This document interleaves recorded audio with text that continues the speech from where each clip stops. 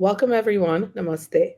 India has one of the largest number of rare disease patients in the world and has recently come with a draft policy on rare diseases. This panel consists of experts in the rare disease space from India, as well as globally renowned experts from academia, industry, patient groups, etc., to have a broad discussion and take stock of the state of rare diseases, as well as the 1 year of the formulation of the rare disease policy in India. This panel will discuss the status of rare diseases in the public policy sphere, successes and next steps, in addition to discussing genetic testing, a compilation of a national registry, what India could learn from the global experience, and how India could help on the global rare disease research and policy. It is my pleasure to welcome the chair of this session, Professor Shamika Ravi, and all of the other panelists who are going to be speaking today. Dr. Ravi is Vice President, Economic Policy at Observer Research Foundation. Her research focuses on economics of development, including areas of finance, health, urbanization, and gender. Dr. Ravi is a visiting professor of economics at the BITS School of Management and the Indian School of Business, where she teaches courses on managerial economics and microfinance. She was also a member of the Economic Advisory Council to the Prime Minister of India.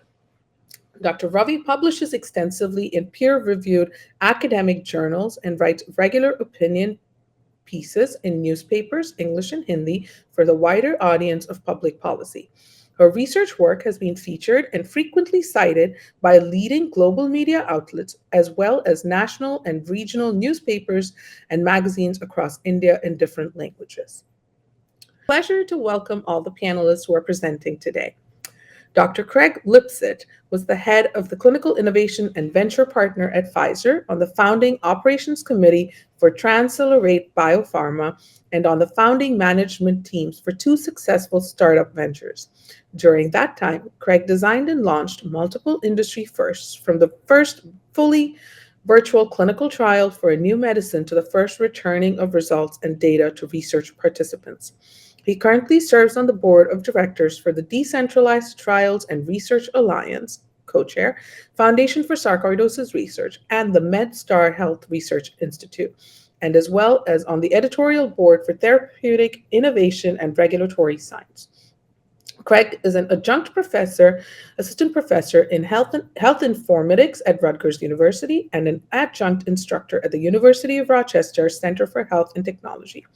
Craig has received the Red Jacket Hall of Fame recognition among the Pharma Voice Most Inspiring People in the Life Sciences. He has been recognized among pharmaceutical executives, emerging leaders, Center Watch Top 20 Innovators in Clinical Trials, the Medicine Maker Power List, and the Ally Watch Who's Who in eHealth. Welcome, Craig. It is now my pleasure to also introduce to you Mr. Craig Martin. He is the CEO of Global Genes. He is a long-standing advocate, a supporter of organizations, and a philanthropist. It is my pleasure to welcome Mr. Craig Martin. He is the CEO of Global Genes, a long-standing advocate and a supporter for the rare disease community. Craig's focus is on helping organizations that are advancing innovative technologies or facing disruptive changes to transform markets and build commercial success and value in the process. He has more than 25 years' experience working with innovative companies spanning biotech, health tech, digital health, healthcare and wellness markets, and deep experience in brand strategy, communications, integrated marketing, digital and data-driven engagement, business development, policy, and advocacy. I would now like to introduce Professor K. Vijay Raghavan. Professor Raghavan is Principal Scientific Advisor to the Government of India. He is a distinguished professor in developmental genetics and former director of the National Center for Biological Sciences. His fields of specialization are developmental biology, genetics, and neurogenetics. It is my pleasure to welcome Mr. Prasanna Shirol. Mr. Shirol is the parent of Nidhi, the first diagnosed Pompe patient in India. His odyssey with Nidhi's diagnosis motivated him to form an umbrella organization for rare diseases. He currently serves as the co-founder and executive director of ORDI, Organization for Rare Diseases in India, an umbrella organization representing 7,000 plus rare diseases. He has been instrumental in bringing the rare disease issue at the national level and has been advocating for the past 14 years. His significant contributions have won him several laurels, including the 2018 Ashoka Fellow and the Rare Champion of Hope 2019 from Global Genes. He has been nominated twice for the Hindu Business Line Changemaker Award in 2019 and 2020. He is also a member of the Central Ethics Committee on Human Research at ICMR, New Delhi. He serves as advisor to several nonprofit organizations. Mr. Sherol's and Orti's story has been featured in Ashoka International's annual journal, Leading Social Entrepreneurs. It's also my pleasure to welcome Dr. Shefali Gulati. Professor Gulati is the chief of the Child Neurology Division at the Department of Pediatrics and the program director for the DM Pediatric Neurology Program. She has several leadership positions with the Association of Child Neurology, Academy of Pediatric Neurology, Indian Academy of Pediatrics, and the International Society for Autism Research. She has over 25 years of experience post-MD, and her research interests are epilepsy, autism, neuromuscular disorders, cerebral palsy, neuromodulation, and neurorehabilitation. We welcome everyone, and I hand it over to you, Professor Ravi. Thank you, Parvati, for that very generous introduction. Thank you all for joining in. Let me at the onset mention that this is quite unlike most public policy debates or discussions that we have or we've had in India in the recent past. Of course, as an economist, I have been, and an economist interested in health, most of my discussions have been based around economic constraints. Now, rare diseases, the recognition of this problem in India itself is a very recent phenomenon. We started by drafting an initial document in 2017. But as is the peculiarity of health policy in India, health is really a state subject, which means that the central government really has a facilitating or a role where it can fund initial research development, it can fund protocols, but a lot of it is in the knowledge building space, and perhaps through the manufacturing of drugs and associated activities, it can foster that support system, but very little in terms of direct care. That responsibility really sits with the state governments in India. So as has been the case with a lot of policy making, we've had to go back and forth between states and different institutions within India to finally develop what we right now have, a national policy for treatment of rare diseases, which was really passed just last year. But as the name suggests, it is really a matter of rare diseases. So the definition globally, of course, is in terms of prevalence. And yet, of course, if you look at absolute numbers, then these are likely to be significant numbers in India for almost all diseases. However, this is where I think this particular problem becomes very peculiar, because public policy, and that too in resource-poor economies like India, become really one of, the mantra that we follow is the maximum benefit for maximum number of people. And this particular problem really puts that phenomenon or that belief system on its head, because we are thinking about policy and how to implement it in such a way that we are talking about benefit to a relatively smaller number of people. So that is where the trade-off, the tensions in terms of state capacity, in terms of resources, in terms of out-of-pocket burden, as far as households are concerned, they all become quite central to this discussion.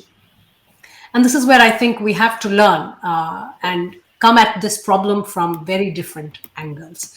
Today, each of the panelists, the speakers that we have, do come from very different backgrounds, and they are each going to give us their view of the problem from their own respective industry and their lens of it. But I do want to highlight the fact that this will be an uphill task. I think we've made a great beginning, but the implementation of what this policy aspires to do, it's not just resources that we are constrained by. There is an acute lack of knowledge. Given the fact that even in terms of prevalence or incidence, in India, we are really at such a nascent, such an early stage that we don't have an exact count of a lot of these diseases. Now, while globally it is about 7,000 to 8,000 diseases, now that itself, that bandwidth, even globally, is broad enough, is fairly wide. But in India, we are really talking about a very minuscule segment of that has been addressed even within this policy. But again, it is a great beginning.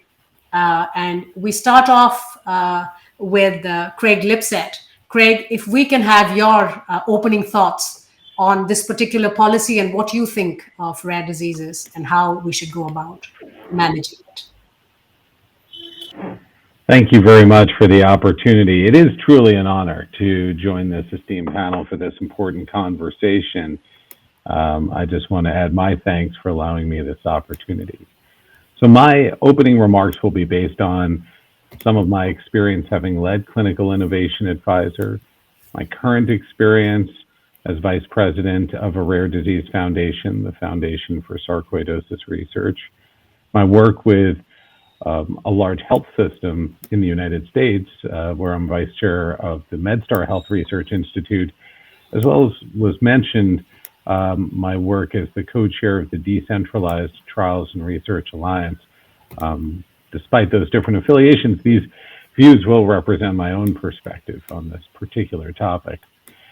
I think that the policy shifts that were enabled in the United States do provide at least some interesting reference to help us for some of this conversation. And obviously the needs that needed to be addressed in the United States are certainly different from those in India. But I think that many can point to the renaissance that exists in the US today in terms of rare disease drug development, point very clearly back to some of the alignment of incentives that was addressed through initiatives like advancing and extending exclusivity for drugs addressing rare diseases and unmet needs. I would say that more recently, other policies that have focused on enabling patients to be able to access their electronic health data has also been an important enabler of rare disease research, in that patients with rare disease today in the United States are able to access and share their electronic health data. While it's not simple, it's certainly much easier than it had been years ago. And this was enabled as well through policy initiatives at the time that were focusing on support and incentives for electronic health record adoption, but ensuring that as those were rolled out, through something called meaningful use, making sure that patients would have clear access to their data. And what we see time and again is when patients have access to their electronic health data, in many cases, upwards of 90% have been willing to share that data for purposes of research. And so another important consideration as we think about policy is certainly aligning incentives, but also making sure patients are able to access their data wherever possible. As we're seeing with this particular panel, including the patient at the center of the process, making sure that this is a co-development effort with the active inclusion of patients has been critical for success. Certainly in rare diseases, whether it's been crowdfunding efforts, contributing to the insights of pharmaceutical drug development programs, co-developing or co-investigating on certain research initiatives, the role of the patient and patient organizations in this process has been so meaningful that it's actually gone viral. We see this role of patient input in medicine development today extending well beyond rare and increasingly becoming the norm across areas.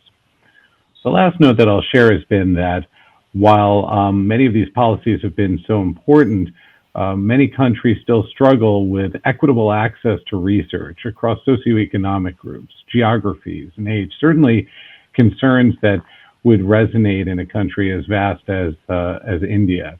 And this is where decentralized research approaches have proven to be an important part of the solution. Decentralized trials are those that are using technology and processes that enable patients to participate away from a traditional research site closer to home. And in doing so, can they help to address barriers, whether geographic or in some cases socioeconomic, where time taken off for research participation can be a burden to different homes and households. Now, certainly during the pandemic, many remote and virtual care options saw light of day and have seen increased adoption in healthcare. It's really the inclusion of many of those approaches, whether telemedicine, visiting nurses, remote patient monitoring, and so on, that we would want to continue to see included in research. And once again, regulators and policymakers here can help. They help when they remove ambiguity for researchers and drug development teams in terms of showing support for these methods, or at least awareness and understanding.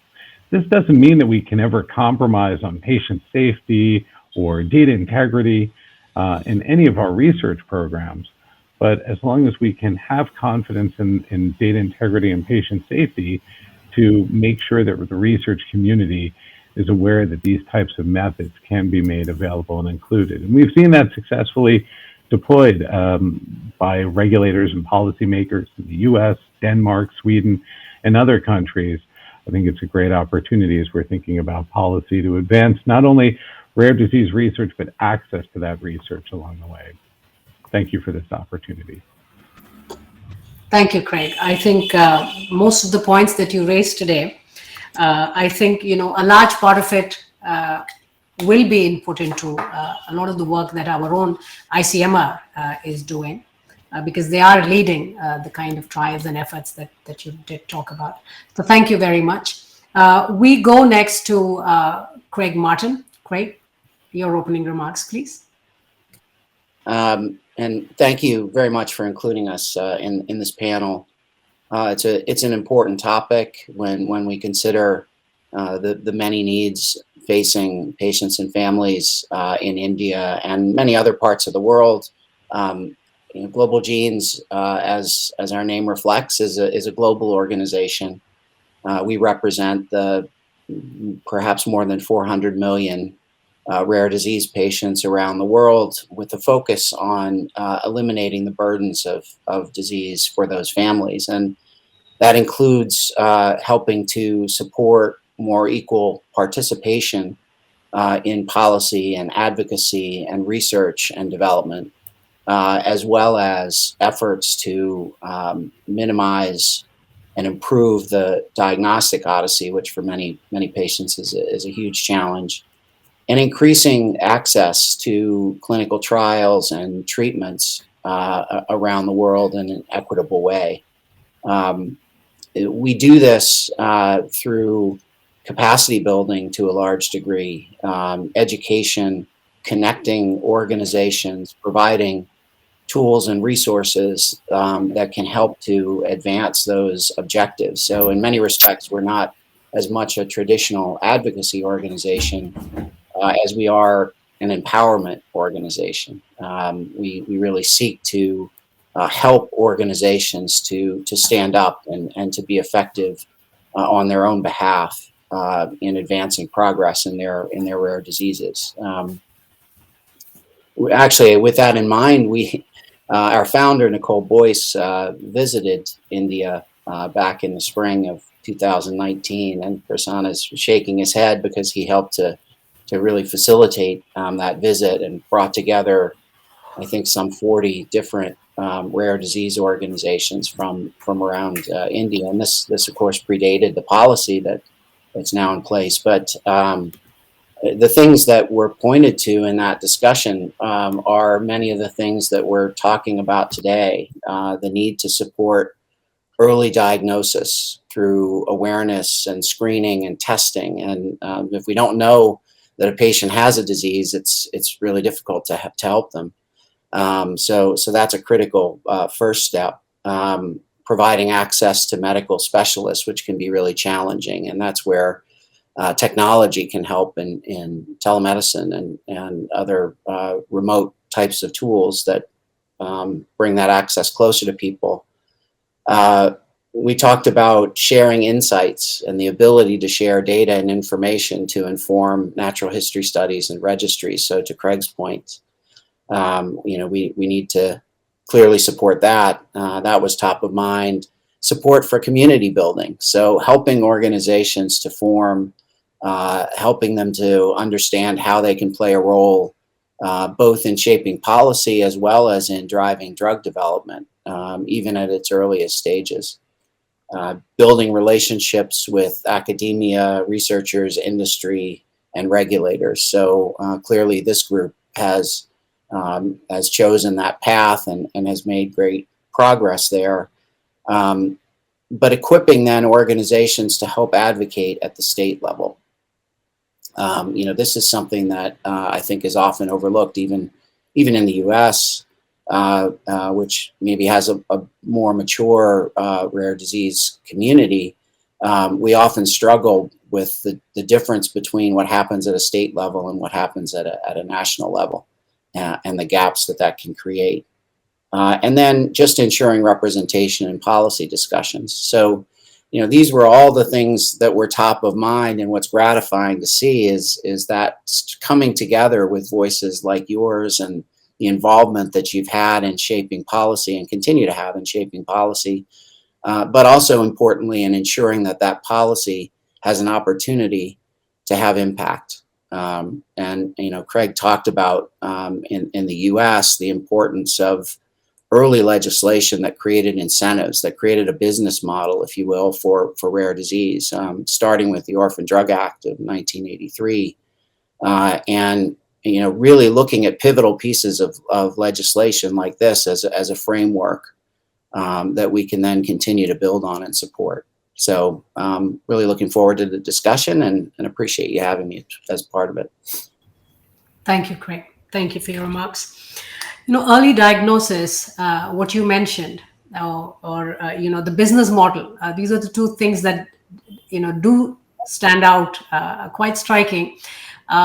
Not because, again, it's a resource constraint. I don't think that is our primary constraint right now, but just the skilled manpower, the absence of that community of scholarship researchers.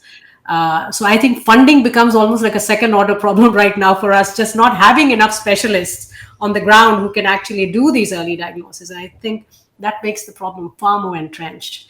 But thank you. Now I invite Professor Vijay Raghavan.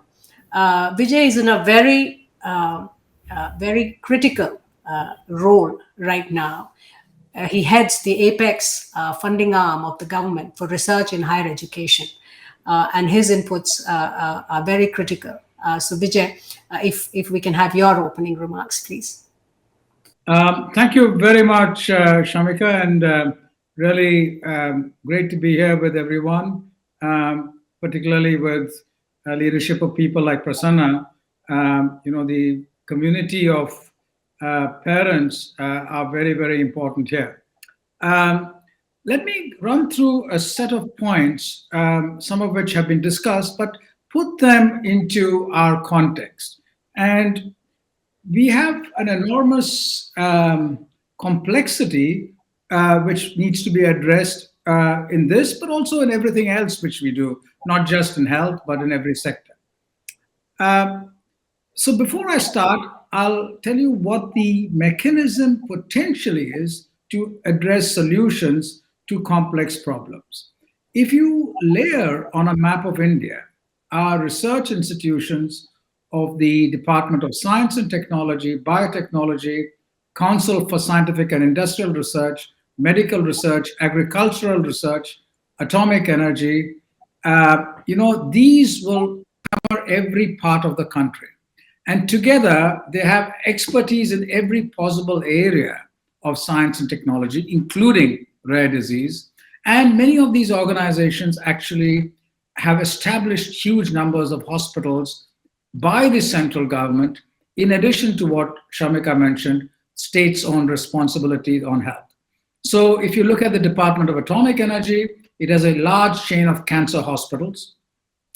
The health ministry itself directly runs what are called the All India Institutes of Medical Sciences, and they've expanded manifold over the years. Everyone's demanding one in their neighborhood. There are other central government health organizations. And the research end is done by the Indian Council for Medical Research, the Department of Biotechnology, the Council for Scientific and Industrial Research, and the Department of Atomic Energy in this area. Now, the issues which we need to address, therefore, are how are we going to deal with the points which Craig Martin brought out about early diagnosis, access, sharing insights, natural histories, and then building policy and so on. I'd like to stress that the context over here, socio-economically, are very, very different from that of, let's say, the US.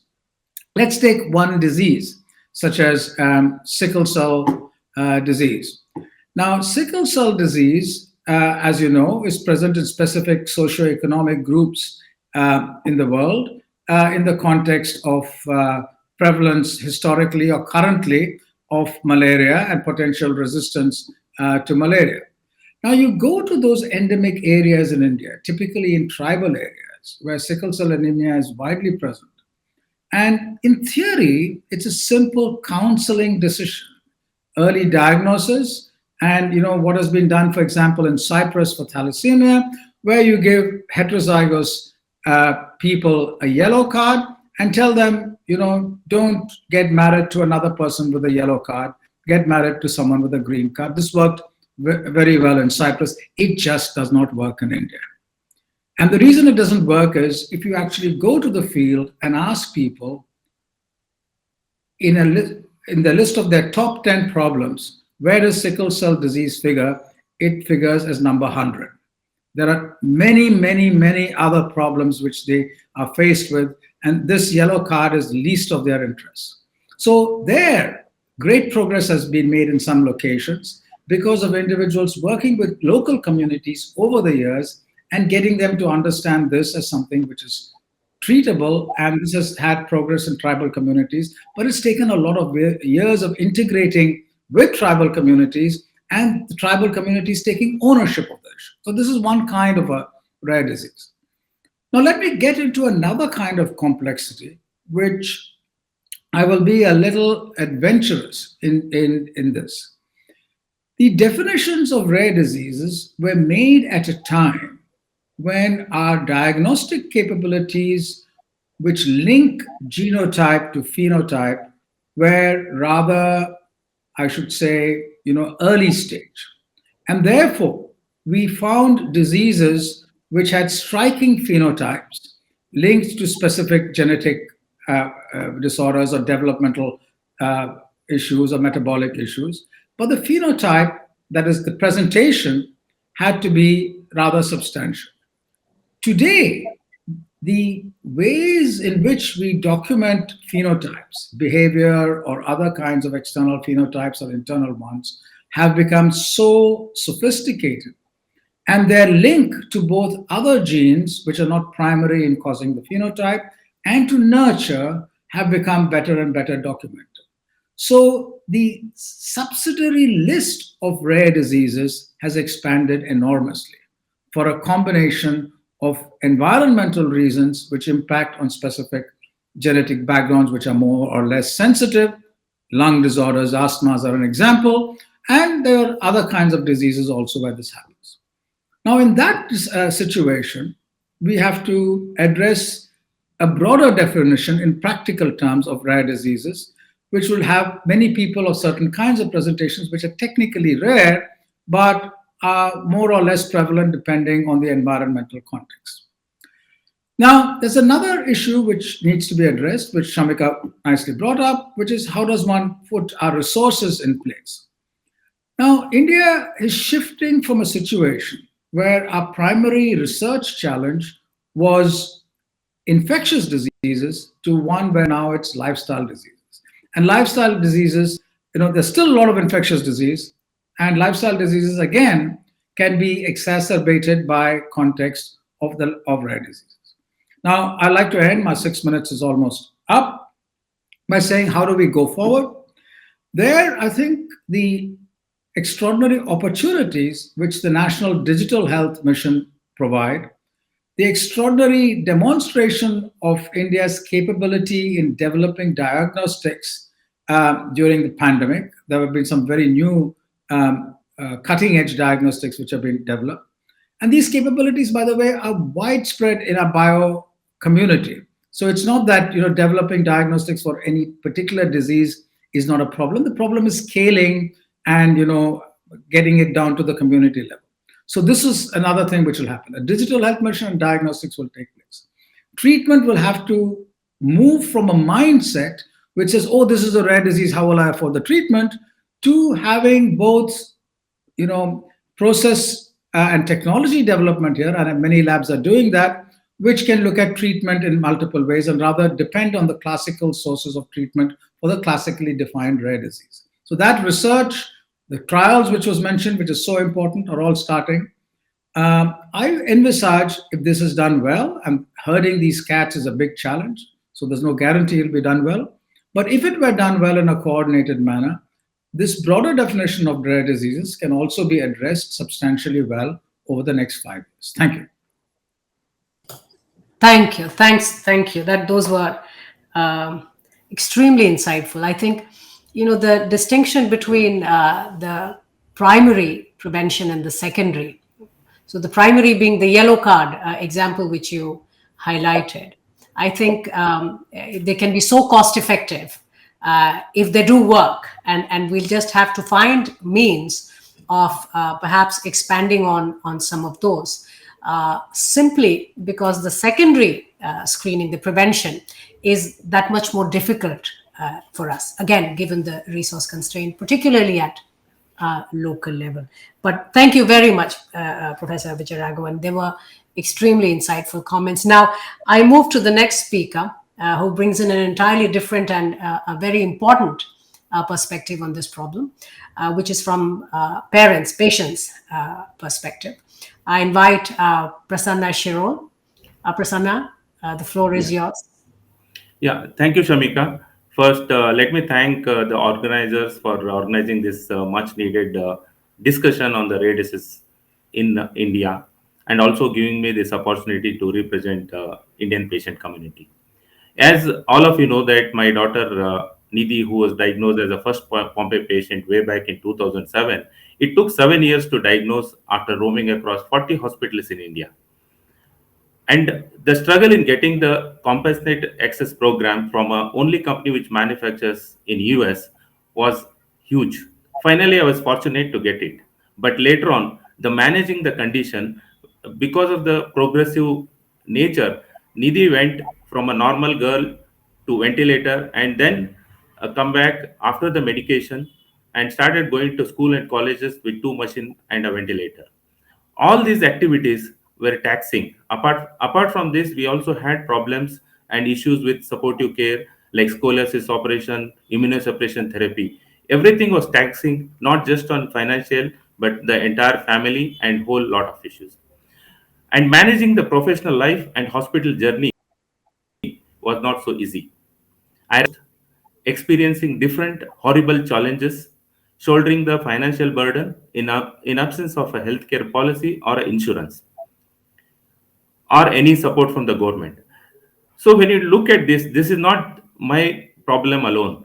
This is the problem of millions of patients who are waiting outside and waiting for hope.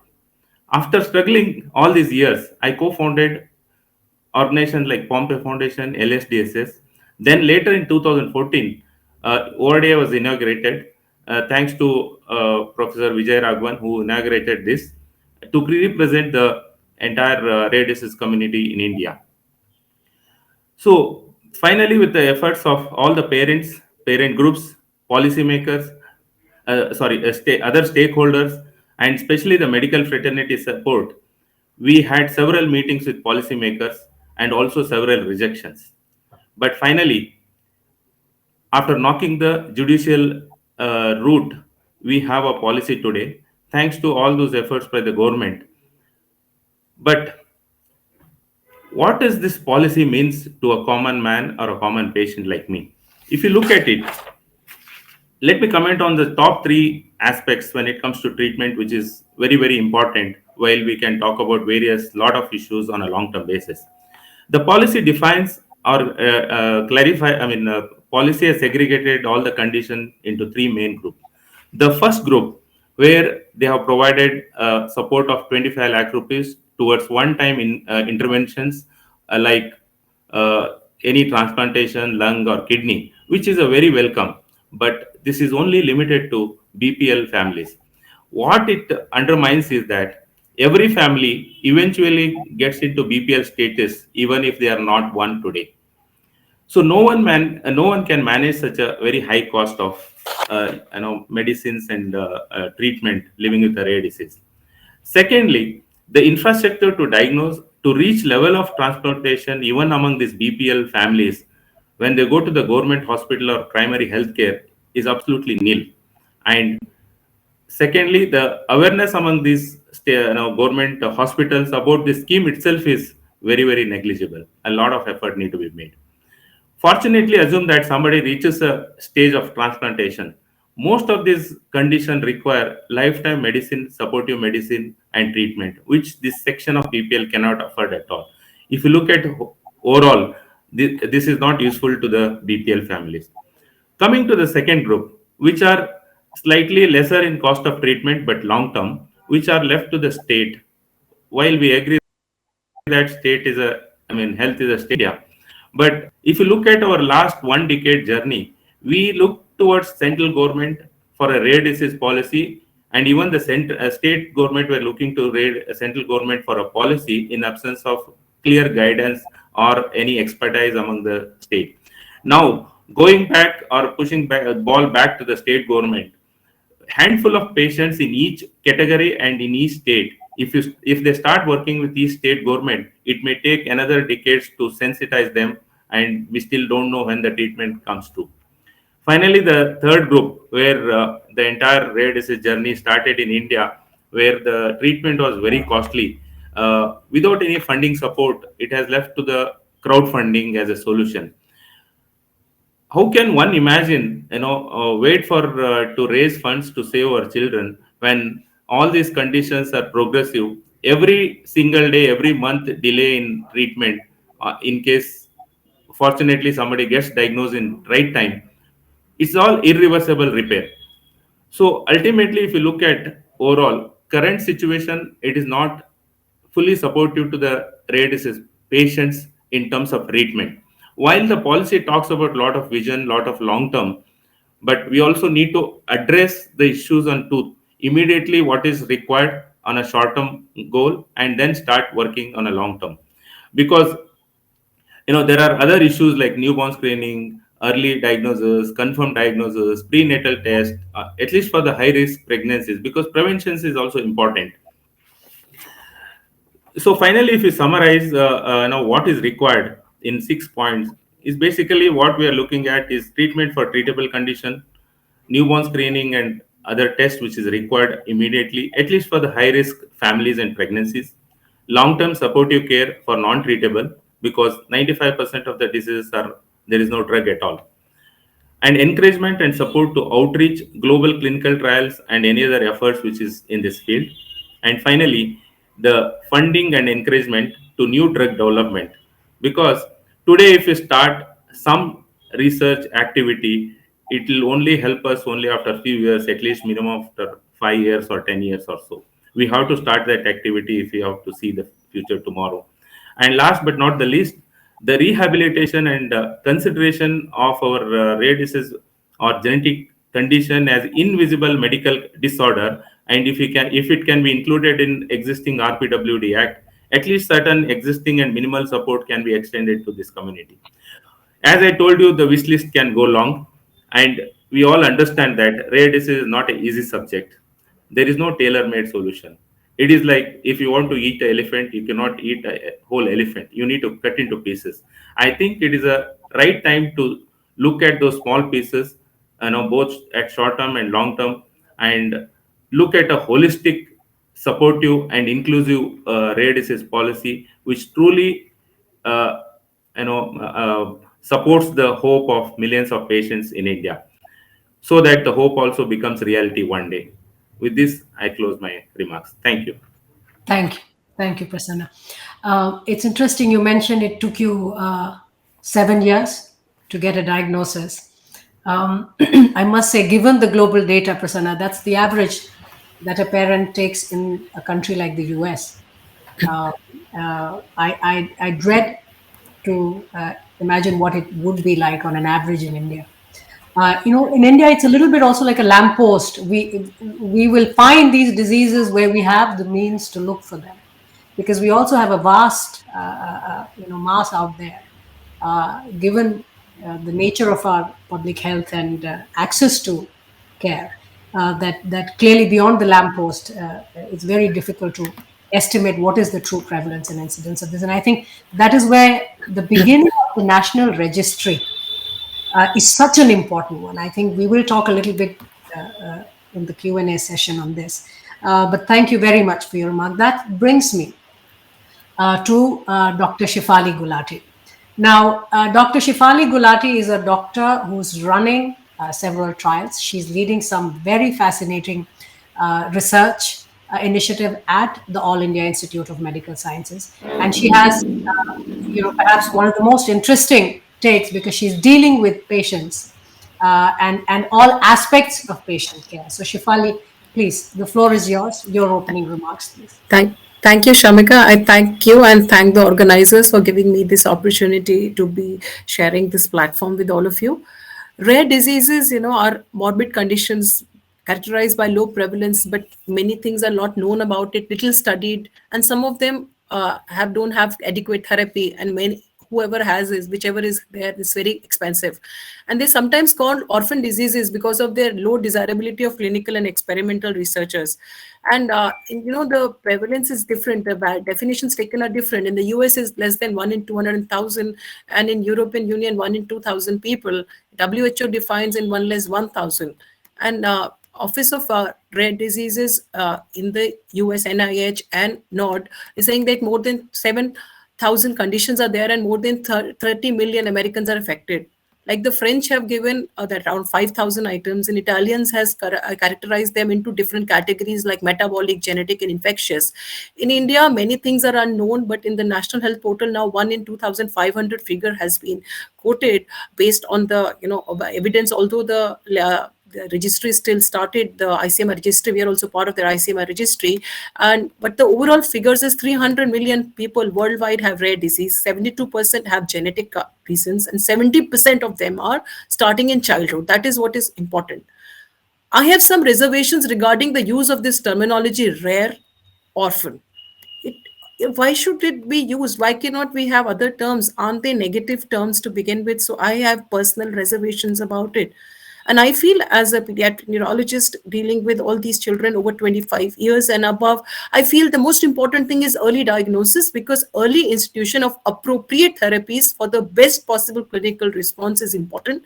And the word early is as important as appropriate, because many things which have regressed, we cannot have the neurological damage done, we cannot revert in many situations.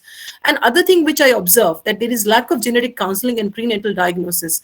Multiple effective siblings and families is indicative of the failure of our medical fraternity, I feel.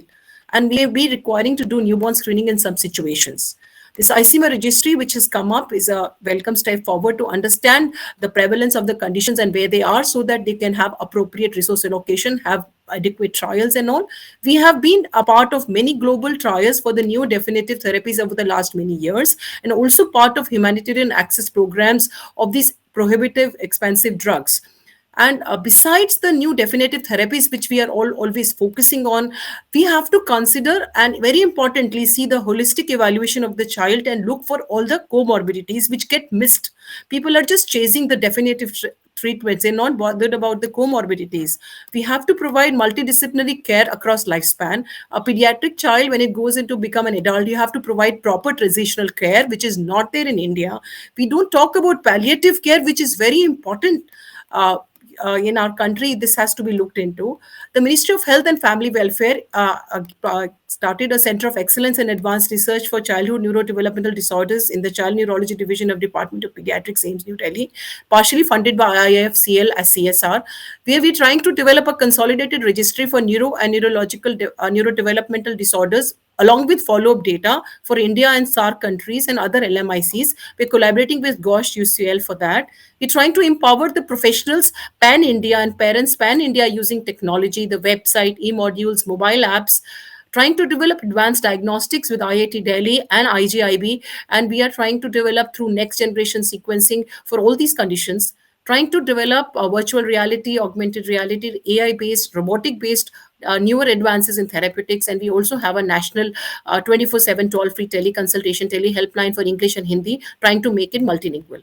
I feel there is lack of medical insurance and there's ethics of a huge cost involved for these families. And we don't think about support for the child, parents, and siblings. Family counseling does not exist very much in India. We talk about coping strategies when they have depression. What about from the beginning? And I think the lastly, I want to point out that we lack the humanistic approach. The humanistic approach emphasizes the personal worth of the individual, the centrality of human values, the creative, active nature of human beings. I think this is very important. And this rare disease, which is there, was celebrated on 28th February. This year's themes is Share Your Colors. So we have to understand that everybody is different. They have different challenges. We have to learn from each other and move forward. Thank you.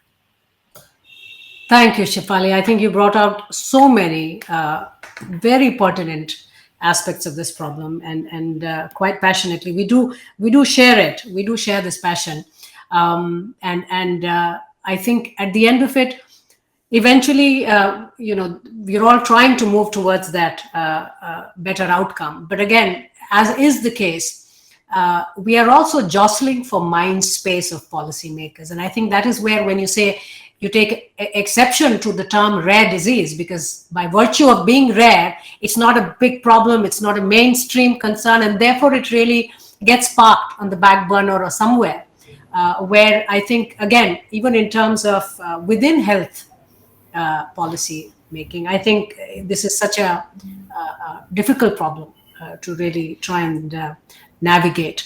So let me now try and bring this conversation together in terms of Craig Lipset. Craig, when you mentioned the electronic health records and why patients access to that, and why more than 90% patients are actually willing to share on their own, I think now we don't have that number for India, but we do have what Professor Vijay Raghavan mentioned, the National Digital Health Mission, by virtue of which now several states, and there is of course coming together of that, the Digi Health lockers are getting opened. We're trying to come up with universal health ID for individuals, because there is such fragmented care that the health burden, the cost of care, of course, none of this is specific to rare diseases. It is a much a general problem with healthcare and why it leads to such high burden on households. But we do have the National Digital Health Mission. And but the electronic health record for rare diseases is right now a very remote possibility, and I'm sorry to put cold water on a policy which is otherwise it is very forward looking, and the use of technology to a large extent, the issues that Shefali raised, when doctors don't have adequate training to counsel. Some of these things which I think can be done in a cost-effective way, perhaps if we use technology. Now, of course, I don't think technology is the panacea for all problems, but I'll tell you, in the Indian context, it takes on an entirely different magnitude in terms of a solution, simply because access is a very big problem for us. So, in terms of just recording of data, Craig, how do you think? I mean, in the Indian setup, given that very few patients really have their records in this area, the rare disease area that we're talking about, so eventually, then the responsibility really then sits with the hospital system, and again, it comes back to the doctors and the hospital system to maintain. So, tell us very quickly in terms of was this the path that the US witnessed, for instance, that or was it patient-led? Was it patient-led, or was the responsibility mostly with tertiary care? So one of the primary goals for us when we're thinking about data, whether electronic health records or any medical records, is to power registries that are able to provide insights on their own about the natural history of disease, and use those registries as well to help to engage with patients and providers based on that data to enroll in other studies like interventional clinical trials. Certainly that incidence and prevalence data is so important for us, even with policymakers and other initiatives, to really put more precise numbers around many of these conditions and populations. When we think about registries, we can think about a 2x2 like grid for how registries have been populated and how they are being populated going forward. On one axis, we can think about who is being engaged. Is it the physician in the hospital, or is it the patient directly? On the other axis, we can think about how the data is being captured. Is it being manually entered by individuals, or is it being electronically sourced from existing systems? Now, many of our more traditional registries have been manually entered by physicians at hospitals. And the progress in recent years has been to try to electronically capture that from existing electronic health record systems. But we've also seen a very important shift with many registries to actively engaging patients themselves, certainly in rare diseases, where patients can be extremely connected and engaged. Now, the early generation of those registries asked patients to self-report a lot of data, and many patients would share and try to type in as much data as they knew about themselves. What we're now seeing is this shift of patients being able to share access to their electronic health record data, and that is this policy-enabled transition. And so not every ecosystem, not every country can engage right now in all four of those quadrants. In order to do so, you need to have patients that are able to engage, and you need to have access to electronic health data for all four of those quadrants to work. And that's fine. Some might live more in one quadrant than the other. I think the important thing is to engage and to enable that data to flow. But the more we're able to shift towards electronic sourcing of that data and include patients as active participants in that process, I think the more effective we'll be over time. We'll have higher quality data and an ability to recontact and engage individual patients rather than always having to go back through their providers and hospitals. Thank you. Now, this takes me back to what Professor Vijay Raghavan mentioned.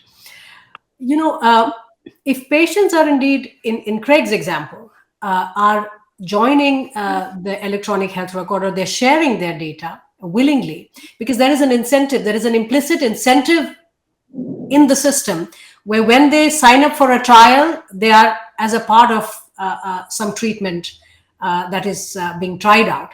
Now, given that we have so few trials, Professor Vijay Raghavan, and access to a lot of these trials is very, very limited. It's not so much an affordability as just limited access to trials for these diseases. How do you think should we be approaching this problem? How do we then get patients, first of all, to understand that they are eligible, or they should be, that there is a rare disease that they're dealing with? Should we go back to Shefali's suggestion of saying, look, we need more doctors who should understand this problem better and can counsel and screen and follow some of these protocols? Or are we saying, there's no getting to that till we really fund a lot of randomized controlled trials, across our different institutions? How do you think should we be going about it? So, the issue of health registries and healthcare data sharing is something which will be addressed and solved either at the hospital level or the community health level and so on. And the digital stacks which are being put in place will do that. And they're doing it at a relatively rapid pace and will include all diseases, including rare disease.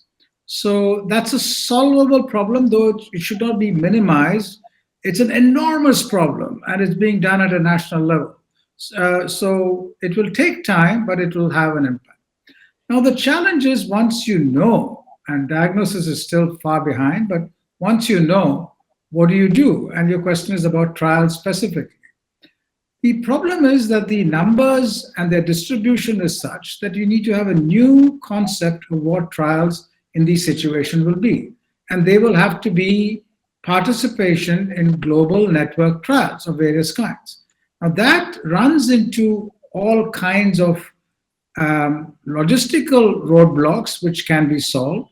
It also runs into perceptual roadblocks of various kinds. While parents and patients would be very keen on participating in trials, others in the community, not directly with an interest in this, can afford to take a high-handed position that have all these boxes being ticked. Are we sure that this is something of value to India, to the process? Is the parent being exploited or not? Meanwhile, every day goes by. So this is a issue, and this is an issue, elsewhere in the world also. But it provides a serious problem for Indians to participate in global trials.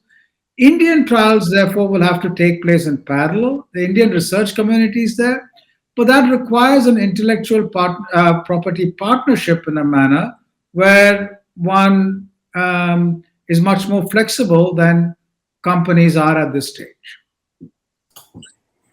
Thank you. Thank you. Now I come to Craig Martin. Craig, you mentioned you're an empowerment organization. And it's a fascinating phrase, especially having heard Prasanna and some of the points that Dr. Gulati made, that access to funding is such a big problem, for patients in India. Tell us a little bit about the US experience. Was it mostly public funding that in the early stage, or mechanisms were employed to channel philanthropic support in the form of corporate social responsibility or anything else? Because we are at a phase when we have the avenues to do all of these. But again, it's all very early stage. We do have a CSR law where companies are mandated to spend on certain set of things, and rare diseases, as far as the policy states, makes CSR funding possible. But clearly, we're not seeing anything close to what is perhaps needed. So is it largely going to be public funded support that we see at this stage, early stage, or do we have the possibility of channeling philanthropic support? Yeah, well, I think there's been, somewhat of an evolution in the US, at least, in terms of, where the support has come from. So, several decades ago, a lot of the support was philanthropic. It came from the communities themselves. There was some funding from government, but principally oriented around research with academic institutions. And so the patient communities were really, at that point, advocates kind of on the outside looking in, trying to get anybody interested in doing research in their rare disease. And the shift is really now that patients have become more empowered, and they recognize in particular the importance of their data in driving research. And building on some of the earlier points about the participation of patients in contributing data to research efforts, I would add the importance of portability of that data, so that they can be involved in research efforts on a global scale, because that's what it will take to develop drugs, particularly for some of these ultra rare conditions. But I think as there became more of a business model for rare disease industry, began to become a more important funder of efforts amongst patient communities to really start to develop programs and research, or to try and translate some of what they had been able to drive in their research efforts into drug development programs. And now we're at a point where, for example, with Global Genes, what we're working on is getting funding and support for global access to genetic testing, whole exome and whole genome sequencing, to get into markets like India, where we can help to provide access where it might not otherwise be possible. And also working on the development of personal health information management tools that allow for patients to more easily gather the information that Craig Lipset was speaking to earlier, that often is scattered, often is self-reported, in a way that is structured and described so that it can be clinically meaningful in terms of driving a diagnosis and supporting access to the best possible care for those patients. So we're actually trying to get more involved with funding from philanthropic organizations and industry to create the platforms and the technologies and the resources that are needed for patient communities to take more ownership of these initiatives themselves, and then working with organizations like the ones represented here to try and ensure that those efforts are inclusive at a global level and are able to empower progress in a variety of places, in particular those that are currently underserved. Thank you. That takes me to Prasanna. Prasanna, my own estimates show that 7% of Indians get impoverished because of healthcare expenditure. This is a number that has been used multiple times in different circumstances, but we have no we have no idea. We know that the cost of care is very high as far as rare diseases are concerned. But what do you think of this? The clause, the policy basically extending 20 lakh for a one-time treatment. You mentioned it's only for the BPL. Actually, it's for bottom 40%. So it's similar to the Arogya, the larger policy that we had in terms of Ayushman Bharat, etc. Bottom 40% eligible. Of course, it perhaps, obviously, it is not enough because rare diseases can impoverish people, well above, the poverty line, which is the second, third quintile of consumption classes in the country. But what do you think? Do you think this is a good beginning, or do you think this is absolutely insufficient? What is your sense of this policy? Yeah. I can only say something is better than nothing. Okay. That is the first comment.